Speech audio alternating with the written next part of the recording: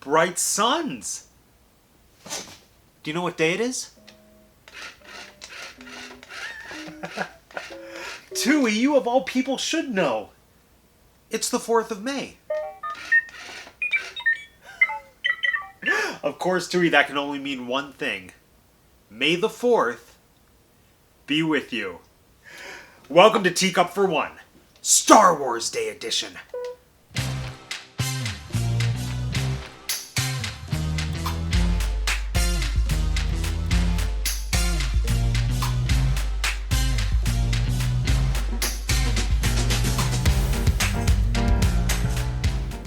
My name is Matt, and I have 2 degrees, and welcome to the Teacup for One Star Wars Holiday Special. No, not that one. No. It's Star Wars Day, which is an unofficial holiday in the world of Disney fans, Star Wars fans, and general nerdy people alike. Why, you may ask? Because it's May the 4th, and May the 4th be with you.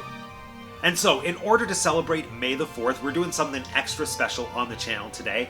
I was invited to take part in a Star Wars Day cooking collaboration with none other than the queen of Disney food herself, Sam over at Dish Upon a Star. Friends, if you haven't seen Sam's channel, Dish Upon a Star, it is one of my absolute favorites. Every week she does these fun, crazy Disney-inspired recipes. Sometimes she'll replicate things that are from the parks. Sometimes she'll pick a dish from a Disney film and then figure out how to recreate it. Sometimes, she goes to Salem, Massachusetts and then gives us a really cool tour of where they shot different parts of Hocus Pocus.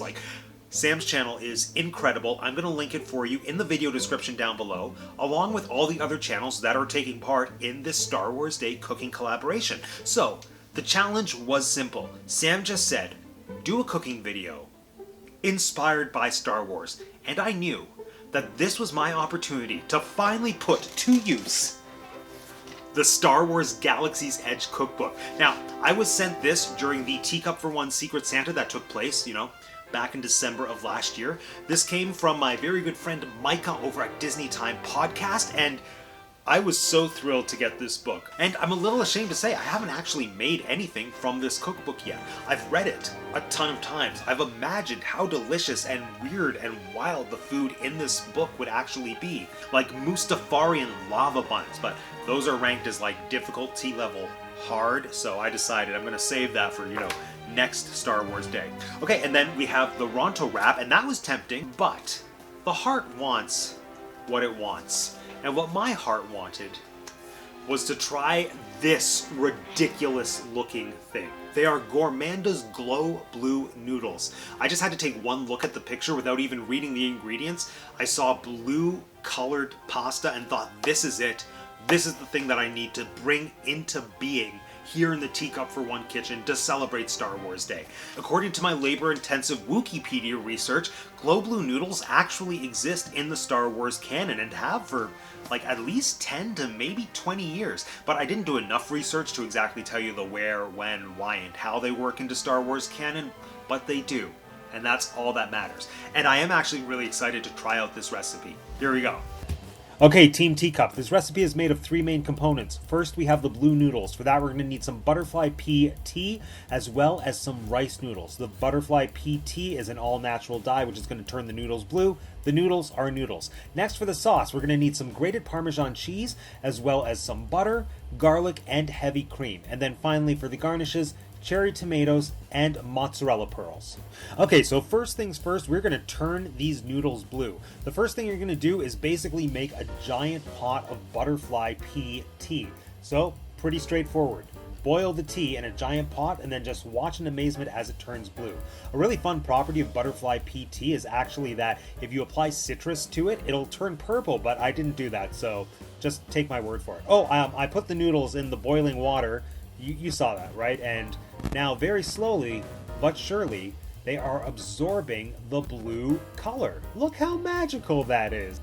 Okay, next up we're going to start making our cream sauce. Now for my purposes for this video, I halved the entire recipe because I was just making it for me. So it's a 1/4 cup of heavy cream, followed by a 1/4 cup of butter, as well as 1 clove of minced or crushed garlic. So we're just going to steam that at a low heat, and then once everything starts melting together and getting all bubbly and fantastic, we're going to start whisking it up. It's some whiskey business.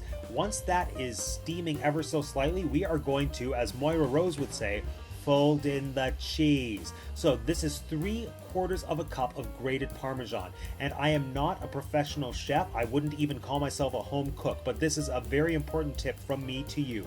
Use actual grated Parmesan cheese. Don't use the powdery, cheap stuff, because then you're going to get a cheap sauce. For a sauce that has so few ingredients, it's important to have at least decent quality versions of all of them, and the Parmesan is the main component of the sauce. So just don't be cheap with the sauce. Oh, okay. Now we're plating. So, blue noodles, some very sketchy looking sauce. I won't say more because this is kind of a family channel. Yep, very good. And now, magic. Boop, boop, boop, boop. Ooh. Look at that. Oh, so fancy. Oh, Matt, you could be a professional food photographer. Oh, thank you. Hire me, please. Whoa. Whew. Okay, everyone. It is the moment of truth. This looks ridiculous, but I love it.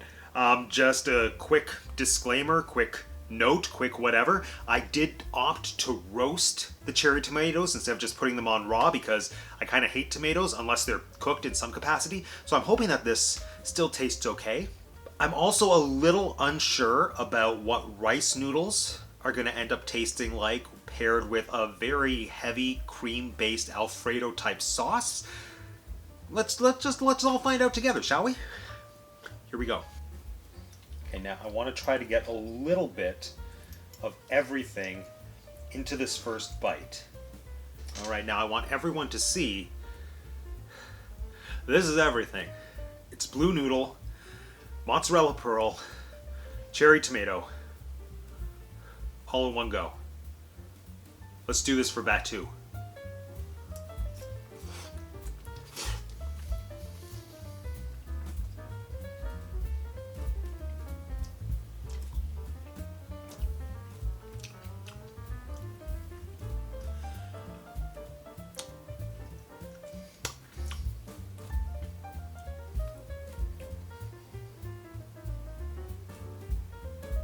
I think the thing that's weird, or not even weird, unique about this recipe is that all the separate flavors are incredible. That garlic Alfredo sauce is an absolute keeper, and it is something that I see myself making quite frequently in the foreseeable future, or at least until I run out of the ingredients I bought to make this. The rice noodles taste like rice noodles, so if you've had rice noodles, you'll know what they taste like, but they're blue. So that's a ton of fun.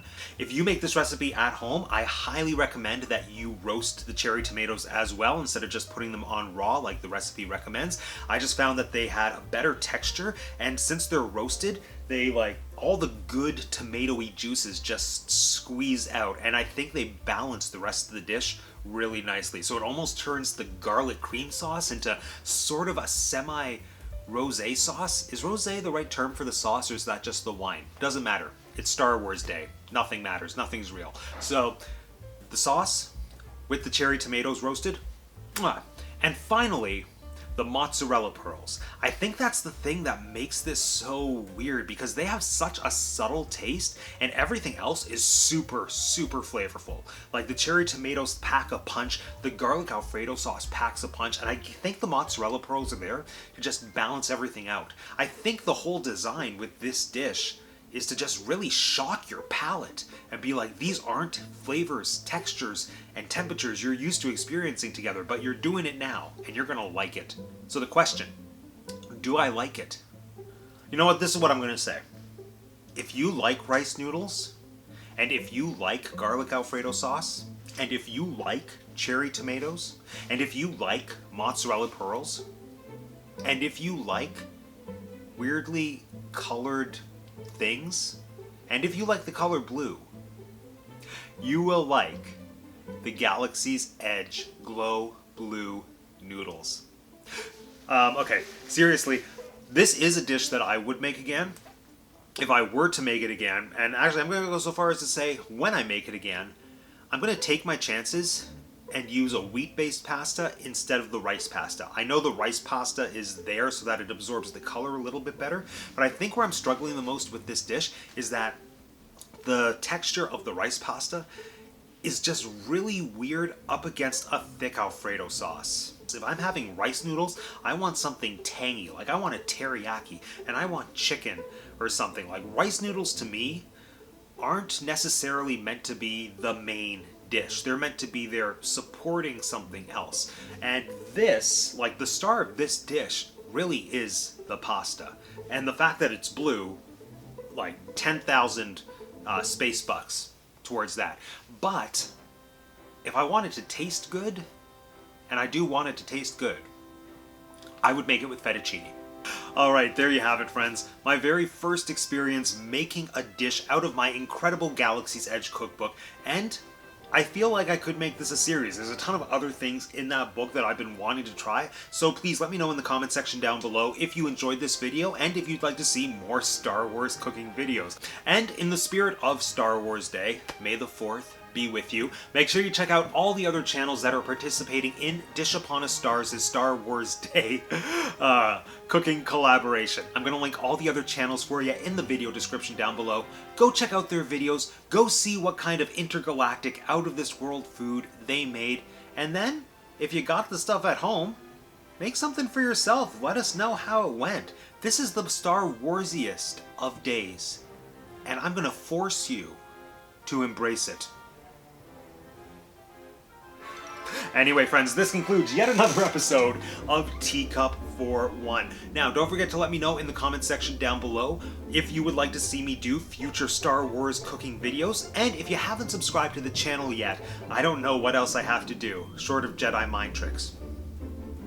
But if you would like to subscribe to the channel but you haven't done so already, you've got another chance coming right now. It is super easy. All you have to do is click on my face. Thanks for joining me today, everyone. My name is Matt, and I have 2 degrees, and that's the Teacup for One. May the Schwartz be with you.